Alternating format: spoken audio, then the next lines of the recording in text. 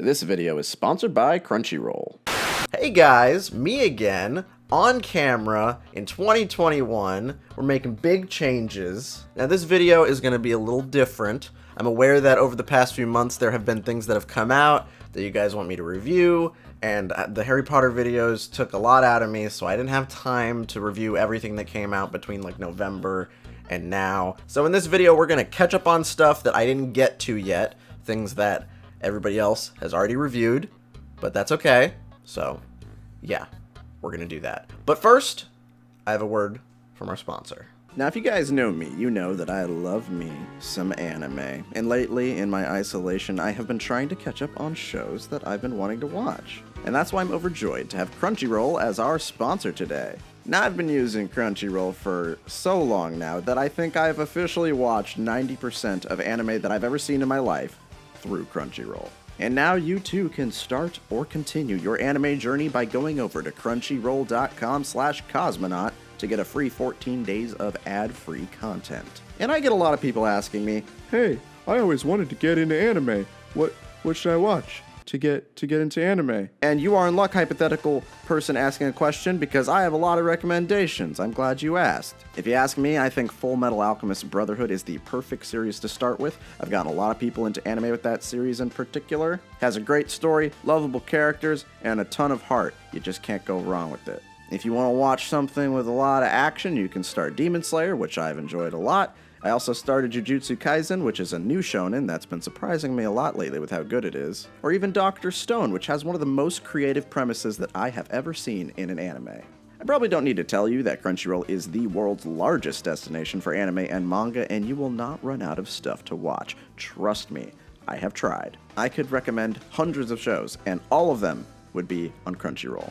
Recently, I personally have decided to bite the bullet and give Attack on Titan a fair shot, and I actually am enjoying this final season a lot. It has been a very long time since I've watched an anime weekly as it airs, and Crunchyroll has episodes that come out within like an hour of when they air on Japan. So that's kind of perfect for me right now. All I'm saying is you guys should take this opportunity and head over to Crunchyroll so that you can catch up on any shows that I may be making videos on in the future, or maybe not, who knows, we'll see. So remember, if you want 14 days of ad-free content for free, you can sign up at crunchyroll.com/Cosmonaut or click the link in the description. And I'd like to once again thank Crunchyroll for sponsoring this video. Now, I was going to do a bigger video on Mandalorian, but I always pick up a huge project around wintertime, and I feel like I never have time to talk about this show. But I really do like this show a lot. I love it, in fact. I am one of the few people who consider Season 1 of The Mandalorian to be a 10 out of 10. Not even because I think it's a perfect show. I just think it's perfect for what I want out of Star Wars. And Season 2 carries that same energy. I think in a lot of ways it's better than Season 1, but there are some things that I personally am not in love with. See, the main reason I love Season 1 is because of its standalone nature. Each episode can kind of be experienced in a vacuum. Don't get me wrong, I totally love shows with long, sprawling narratives, but I also like shows like this, where you can just watch a random episode, and you don't really need a lot of context. You can basically enjoy it for what it is. This show reminded me a lot of Samurai Jack, which is a show that you guys know I'm a big fan of. I just think Star Wars is really at its best when it's not focusing on a gigantic, overarching plot line that spans across the whole galaxy. I think I'm just exhausted by Skywalkers. And that's why I love this show, until they decide to connect it to the overarching Star Wars plot line. Now, don't get me wrong, I'm fine with cameos, but this show very much starts to feel like the cameo season. I'm fine with Bo-Katan being in here because she can offer very specific storylines for the Mandalorian to explore. She makes sense, that's fine. I wasn't super excited about Ahsoka being in the show, but her episode was cool, and I feel like she's not going to show up anymore after this, so I'm going to begrudgingly give it a pass. I may not have wanted any Jedi in this show, but they gave me a cool Akira Kurosawa-style samurai episode, and Rosario's performance was actually pretty good, and I guess my lizard brain got activated because it's a really cool episode, so I can't even complain. But then the cameos just keep fucking coming. I think Boba Fett is like really useless in this show. I think they definitely fumbled his inclusion. especially considering the fact that they teased him from the first season, and in this one, he doesn't really do that much. He could have been anybody. He has the opportunity to be a super significant character in the show, but he's just kind of there. And then worst of all, we have Luke Skywalker. And again, I am not immune to the effects of having a lizard brain. I am too much of a Star Wars shill to not get excited when Luke Skywalker shows up to save the day. And I've seen people online who are pissed and they think that it ruins the show and it ruins The Last Jedi. And I see people who think it's the best thing ever and that it's a huge middle finger to The Last Jedi. And as usual, when it comes to Star Wars fans, I think everybody's exaggerating for no reason. I'm okay with Luke being in the story. I figured he would be in it anyway. This is fine for me. However, my problem lies with the fact that Luke Skywalker is a weird CGI monster. Now, this is definitely going to sound very nitpicky, but I just couldn't feel the emotion of this scene because Luke Skywalker, with his weird CGI face, is just staring at me the whole time. I would just like to see real actors, because it's very hard when you're watching something like this with real actors in it, and you're supposed to connect with something so uncanny. Baby fucking Yoda looks more like a real creature than Luke Skywalker. That just doesn't work for me, I'm sorry. I think that if this was done differently, this scene would probably make me cry, because it's very emotional. But this effect was just so distracting to me that I couldn't stop thinking about it. Again, I'm fine with the fact that Luke is in the story. I just wish that maybe they had done it a little differently. But either way, I don't think these nitpicks of mine ruin the season. This season has a lot of wonderful episodes. I like the episode with Bill Burr in the Imperial base. I think episodes like this are great for fleshing out the world and these characters. And I just love when we go to new planets that we've never heard of, and we learn new things about the Star Wars universe that we've also never heard about. Like, just finding out how the Imperial culture works is very fascinating to me. Because Star Wars is a massive universe, and I love that this show lets us see things that we don't see in the movies. We can see the bigger picture. I think this show is definitely excellent for Star Wars world building. And it goes without saying that I like a lot of the smaller things that improve in this season as well. The special effects are much better, and it's shot better, and the action is better. I'm usually kind of a snob when it comes to second seasons. I like shows that end in one season and don't drag things out, but this season definitely made me happy. I liked it just fine. I will also real quick say that I'm kind of worried about the future of this show. The thing that everybody fell in love with about this show is the fact that it's just a story about a guy and a cute baby going on adventures, and you don't really need any more than that. I think season 3 is definitely going to struggle to keep people engaged. I think the dynamic between Baby Yoda and the Mandalorian is what made this show popular. My mom watches this show, and she hasn't watched Star Wars since she took me to see the prequels when I was a kid. She likes this show because it's simple, and it's easy to understand, and it really isn't trying to be anything gigantic and complicated.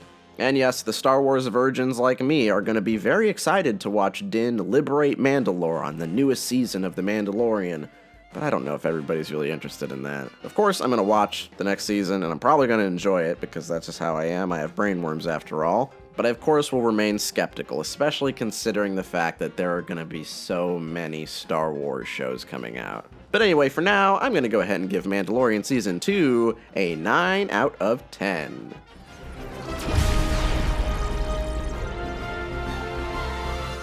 Hi guys, I'm on screen for this one because I'm sick of Warner Brothers removing my videos.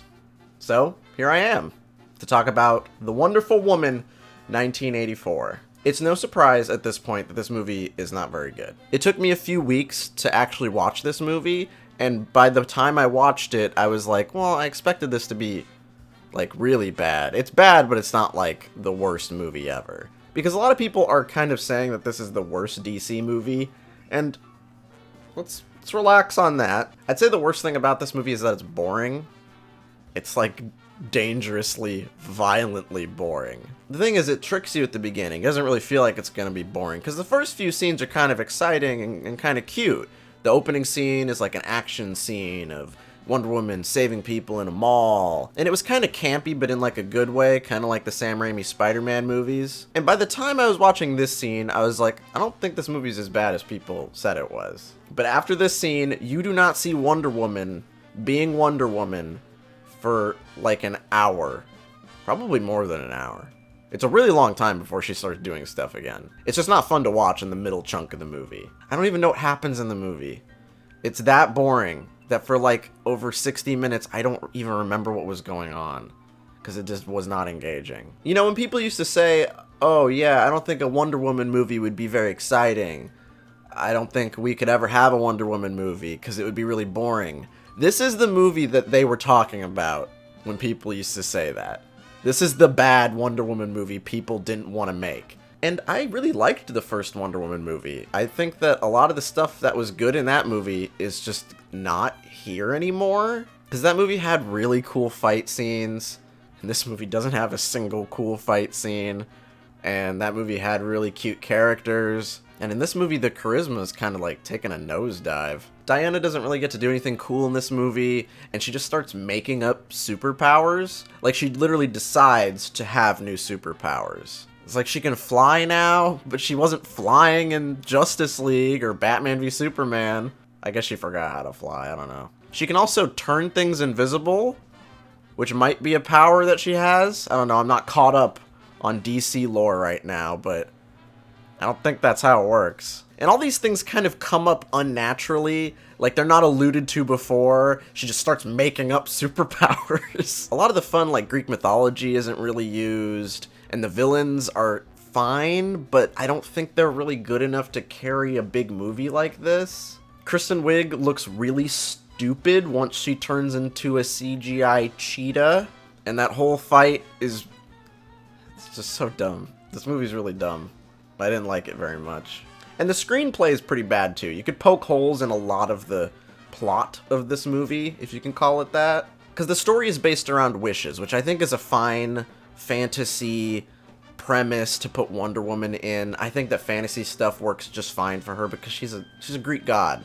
It's fine to give her something, you know, whimsical and weird like that. Wishes are perfectly fine story for me. But the rules of this movie are really inconsistent because Pedro Pascal needs people to touch him for the wishes to get granted, and then he finds out that TV exists, and he decides that he can go on TV, and that's the same as touching people.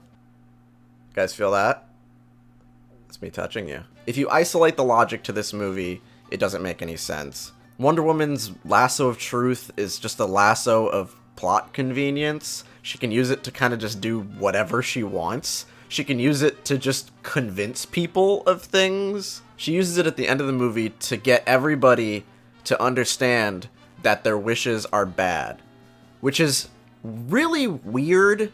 Like, I'm imagining the fact that maybe there was like someone dying of cancer in this movie, and then they wish that they didn't have cancer. And then Wonder Woman is like, no, no, no. Please give your wish back so that I can beat up the bad guy. Because the movie only shows bad wishes. I guess they want to do like a monkey's paw kind of thing. But like, there's some wishes you could make that don't have downsides. But whatever, we don't see any of those wishes. All the people in this movie just wish for bad things, like killing and missiles and turning into a cat. And if you try to think outside of this movie for a second and remember the fact that this is a universe of films, it also kind of falls apart.